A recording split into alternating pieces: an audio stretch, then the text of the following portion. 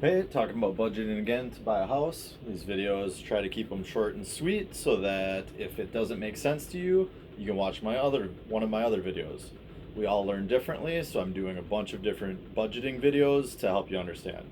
So today we're going to talk about different apps on your phone. So instead of playing on Twitter or other social media all day on your phone, we can be more productive. Download one of the many budgeting apps out there. Now, I just reviewed several that were the highest rated online. Of those, I skipped the ones where you had to pay. So the ones I've reviewed, the very first one is called Mint. So Mint, I like it because it looks like this. What I like about this is each individual section, you pick each individual category, and then you tell Mint how much you want to spend in that category.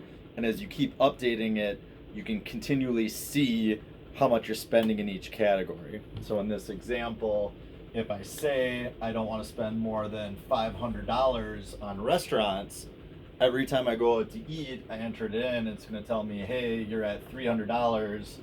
And as you can see, we've got these little bar graphs that it's going to say, hey, you're at $300 of your total 500. So you're starting to push it a little bit there.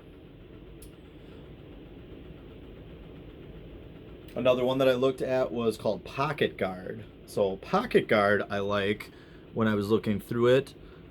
There's a little spot down here that shows same type of thing, but it sends you a notification. So again, if $500 is the most I'm going to spend at restaurants, when I go to eat, I'm going to get a little pop-up. So I'm going to get this little pop-up here at the bottom that shows me, hey, you've spent $300 now of your $500 budget. You only have $200 to go. So it's a little bit more interactive where it's giving you, that notification each time. Okay, next one I want to look at is called Clarity. So the first app we talked about was Mint. The second app was Pocket Guard. This one's called Clarity. Now, this one's run by Goldman Sachs, so that's kind of a red flag right there. One thing I did like about it, though, is when you enter in all your bills, after you've been doing it, it can actually notify you of, hey, maybe you want to cancel this because you're not meeting your budget goals. Do you want to cancel a subscription or something that you're overpaying on? So it kind of gives you a little bit extra insight that some of the other ones didn't. And then the last one I want to talk about is Good Budget. So the app's called Good Budget. What it does is it lets you create up to 10 envelopes for free. If you create more than 10, then you need to pay, I think it was like $6, but I don't want you paying any money for these apps.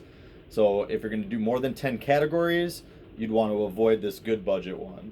But I did like the breakdown of once you create the envelopes, it's another way of creating these categories, and you're basically sticking each receipt into the envelope as you use it, and it's giving you real-time updates of how you're doing in each category. So obviously each one of these apps does all sorts of stuff as far as giving you graphs and other details. The main thing that using an application on your phone is going to do for you is it's going to make you data entry all the time, which for some people that helps with accountability. If I have to type in how much money I just spent, I'm going to be more conscious of where my money's going to. And each one is going to give you those category updates. So I showed you what I liked about them. If budgeting with an app doesn't work for you, like I said, watch one of my other videos. Doesn't matter how you save money, as long as we're budgeting correctly and your bank accounts are growing, we're going to get you approved for a home loan. That's the whole point of these videos. You can also share these with anyone who just wants to save some money.